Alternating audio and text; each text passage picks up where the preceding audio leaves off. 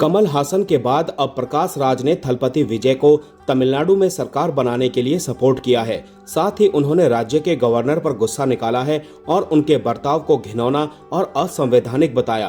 प्रकाश राज ने कहा कि विजय को अपना बहुमत साबित करने का अधिकार दिया जाना चाहिए। तमिलनाडु विधानसभा चुनाव में थलपति विजय की टीवीके पार्टी ने 233 में से 108 सीटें लेकर शानदार जीत हासिल की।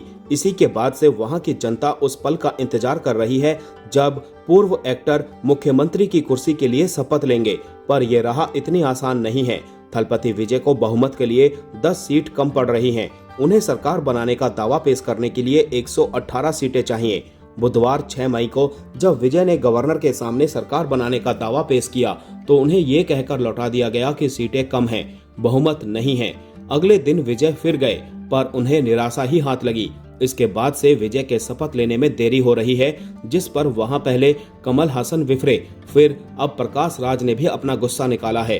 प्रकाश राज ने थलपति विजय को बधाई देने और तमिलनाडु के गवर्नर राजेंद्र विश्वनाथ अर्लेकर पर निशाना साधने के लिए सोशल मीडिया पर पोस्ट किया। राजेंद्र विश्वनाथ ने विजय को सरकार बनाने का न्योता देने से पहले 118 विधायकों का समर्थन दिखाने को कहा था। प्रकाश राज ने टीवीके पार्टी के एक कार्यकर्ता का वीडियो एक्स पर रीशेयर किया, जिसमें थलपति विजय राज्यपाल के घर से निकलते हुए कैप्चर हुए थे। साथ में प्रकाश राज ने लिखा, राज्यपाल का ये बर्ताव घिनौना, अस्वीकार्य और असंवैधानिक है। हमारे बीच मतभेद हो सकते हैं, लेकिन विजय को जनादेश मिला है। उन्हें सदन में अपना अधिकार जताने का अधिकार मिलना ही चाहिए। प्रकाश राज ने एक और पोस्ट किया जिसमें लिखा, जनता के जनादेश का सम्मान करें और विजय को सरकार बनाने का अपना अधिकार जताने दें।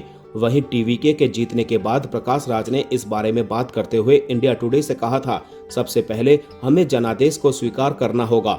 गवर्नर के घर पर सच्चाई का फैसला नहीं हो सकता, बल्कि विधानसभा में होता है। गवर्नर को राजभवन में इस मामले का फैसला करने का कोई अधिकार नहीं था। विजय को बहुमत साबित करने दीजिए, सरकार बनाने का दावा पेश करने दीजिए।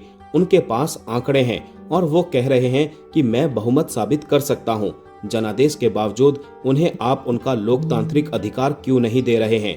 प्रकाश राज ने यह भी सवाल किया कि आखिर गवर्नर ऐसा क्यों कर रहे हैं और वो कैसे इसी समय पर लंबी छुट्टी पर जा सकते हैं। साथ ही ये हैरानी जताई कि अभी तक किसी और ने सरकार बनाने का दावा पेश नहीं किया है, फिर भी विजय को रोका जा रहा है। इससे पहले कमल हासन ने भी थलपति विजय के सपोर्ट में आवाज उठाई थी। उन्होंने विजय के साथ तमिलनाडु में हो रही पॉलिटिक्स पर आवाज बुलंद करते हुए सुप्रीम कोर्ट के एक फैसले का भी उदाहरण दिया जो एसआर मुंबई केस से जुड़ा हुआ था। कमल हासन ने अपने एक्स अकाउंट पर लिखा था, श्री विजय के नेतृत्व वाली तमिलगा वेट्री कजगम ने 108 सीटें जीती हैं। उन्हें सरकार बनाने के लिए आमंत्रित न करना तमिलनाडु की जनता के जनादेश का अपमान करने जैसा होगा।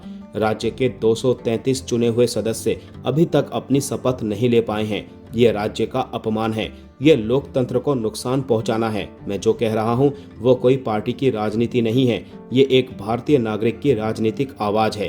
तमिलनाडु की जनता के फैसले का सम्मान किया जाना चाहिए।